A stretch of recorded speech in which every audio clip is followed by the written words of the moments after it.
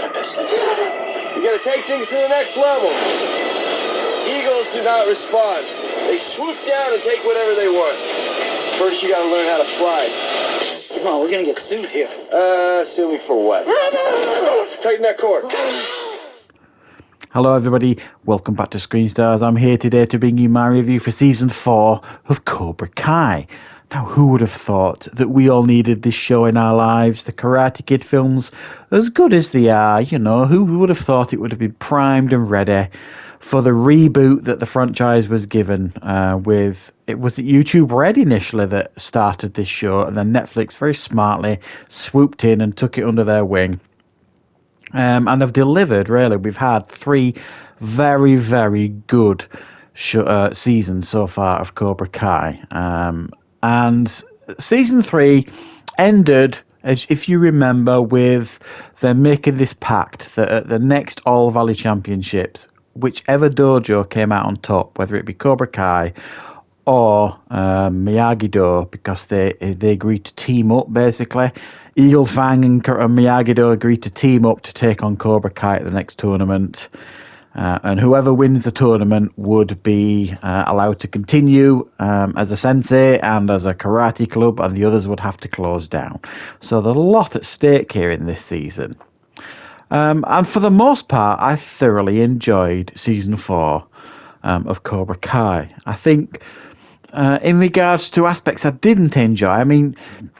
There are some things I don't really enjoy in this show, not so much Season 4, but throughout all the seasons, is when it gets very soap opera, like the high school stuff and the relationship stuff. It feels very light and very soap opera-like, and it's the dullest part of the show. I understand, I get it. It has to be in there to a large degree, because this show obviously speaks to a bigger demographic than just the likes of me that remember the old Karate Kid films.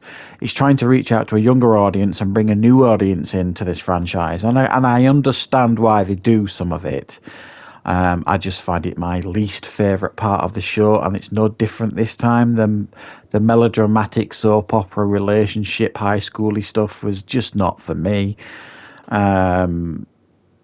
But for the most part, I really enjoyed this show. I thought it was really clever to bring Terry Silver back, Thomas Ian Griffith from Karate Kid 3. I thought it was a great character, a great nemesis for Daniel. And I actually really liked what they did with his character and Martin Cove's character, Sensei Kreese, John Kreese. It's almost like he started off, Terry Silver, at the beginning.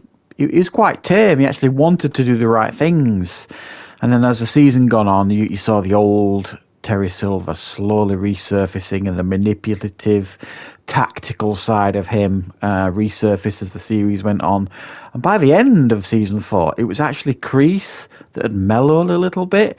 So I actually really enjoyed that dynamic. And for me, the strongest aspect of this season was not just what they did with Terry Silver and John Kreese, the delicate way they handled those characters. It's also the delicate way they handled a lot of characters here. And they had a fine balancing act, because at the beginning of this season, it was very clear who the bad guys were and who the good guys were. And they actually greyed the area. They spent a season here kind of greying the area. So by the time it got to the tournament, while you didn't still want Cobra Kai to win, there was certain competitors, depending on which dojo they fought for, that you actually was rooting for. And I mean some of the Cobra Kai fighters as well. So they did a really fine balancing act, and genuinely, when you got to the tournament, you didn't know who was going to win, and that's something I really enjoyed about this. They could have really gone down the predictable route and made it very, very audience-friendly, I suppose, and left you on a real high, but they didn't do that. They finally balanced, I think, this season, and the tournament at the end. The last 2 episodes of this season were all the All Valley tournament, and I thought they did a really, really good job of portraying the tournament.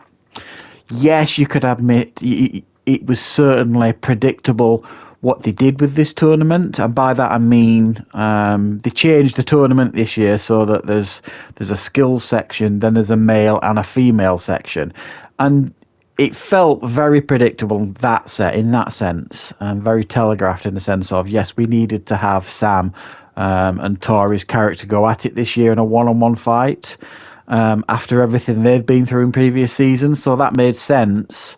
But it was a little bit predictable, but we knew they had to have that one-on-one in a tournament. So that's why they made the change this year to the tournament. It just didn't feel organic. It felt like it was done specifically just for Cobra Kai Season 4, if you like, if that makes sense. As you could imagine, the team up between Johnny and Daniel LaRusso doesn't go well, as you could predict it wouldn't go well. There are moments where, as it's more at times when they do get on and then they fall out, and as you can imagine, it all goes to bits. But I have to say, I thought it was a real nice, fine balancing act, what they did here in regards to how they handled a lot of these characters this season. I think some of the new introductions, there's a new kid introduced into the neighborhood who gets bullied by Daniel LaRusso's younger son, which I thought was an interesting dynamic, but I just didn't necessarily think the show needed new additions in regards to characters. And you could argue that, you know, it was ultimately how we got to the arc we got to with the Robbie character, but again, I think they could have done that with a different character rather than introducing more characters. There's definitely some cringy moments in the show, and quite a few moments of conflict in regards to characters, and by that I mean both Johnny and Daniel start connecting with each other's star students, and both of them feel a little bit jealous about that. But again, a great season.